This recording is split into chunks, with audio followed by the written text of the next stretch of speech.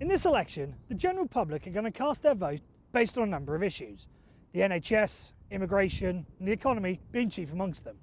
But one area that always goes unnoticed in this time is sport. It's something that parties themselves even seem to have ignored. Take the UKIP manifesto for example.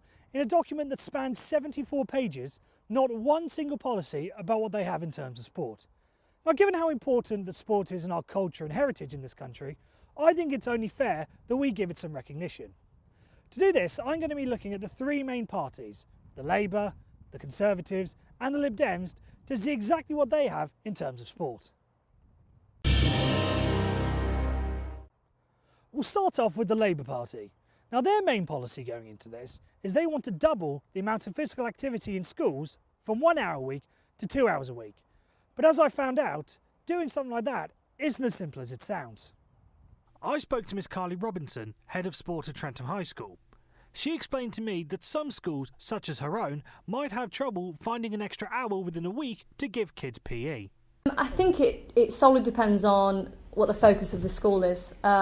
If maybe you're in an outstanding school where results are outstanding and progress is great and your attainment is fab, you may have a little bit more time to fit some extra P into the timetable.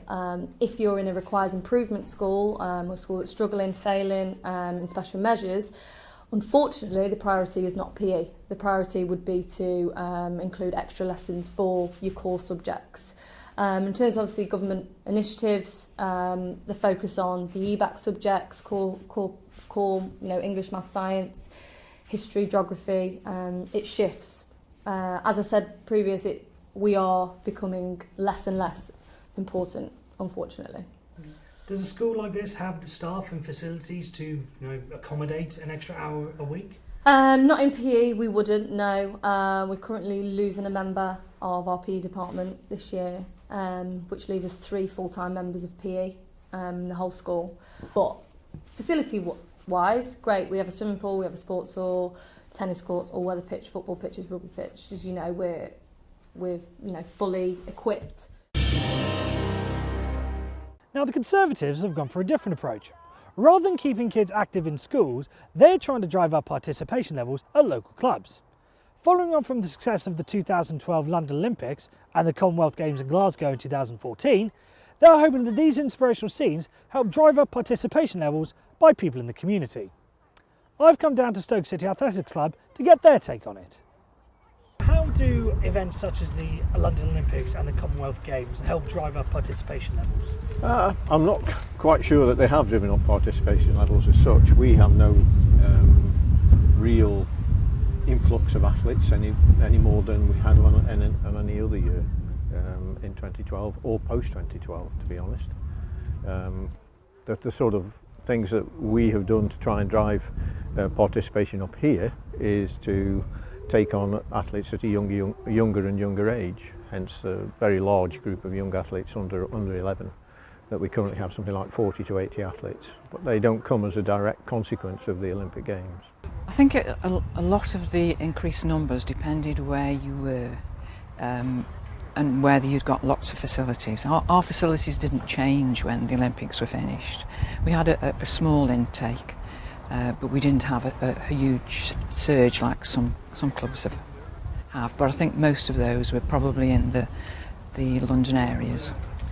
So do you think it's important then that Olympic legacy and everything is nationwide rather than just in the city it was based? I think yes, it ought to be, because athletics is important to people. It's an important activity. There's always a responsibility, because if you don't get it into grassroots athletics, then where's your next Olympic champion going to come from? Now, last but not least, we have the Liberal Democrats. Now, their main policy actually surrounds these seats. Now, since the tragic events of Hillsborough in 1989 and the Taylor report that followed, all football stadiums in the top 2 tiers of English football have had to be converted into all-seater affairs. But after 25 years, many fans are actually clamouring to bring back terraces. Now, the Liberal Democrats are hoping to bring back terraces in partnership with the Football Supporters Federation. Now, the Football Supporters Federation were willing to speak on camera, however I did email them and these were their response. I first asked them if this was a policy that could only be introduced if the Liberal Democrats form a majority. Naturally, we hope that all political parties become aware of and get behind safe standing. Over the past couple of years, we've done a lot of work to get the industry on side. The Football League now officially backs safe standing, along with the Scottish Premiership and a number of individual clubs. And so the logical next step is to get political backing. We already have the support of the Welsh Assembly and will be looking to lobby those in Westminster, whatever the makeup of the next government. I then asked them what sort of timescale we'd be looking at for these plans to be introduced, assuming the groundwork starts the day after the election. It's impossible to put a timescale on it, and a lot depends on the outcome of the election. The Right Honourable Andrew Davies from the Welsh Assembly came up with a good analogy. There's a crack in the dam and the water is starting to come through, but we can't tell when that dam will burst. It wouldn't surprise me if within 18 months we had legislative movement, but by the same token we're not expecting quick results and the process could still take a number of years.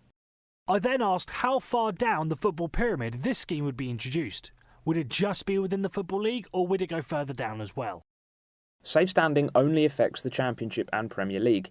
From League One downwards, you are allowed to have safe standing areas within your stadium, which is one of the more bizarre logical problems in campaigning for its introduction. The level of football being played in front of you dictates whether or not you're allowed to stand. There are regulations which govern the safety of standing areas in football stadia, known as the Green Guide. We just want those to be applicable to the top two divisions as well.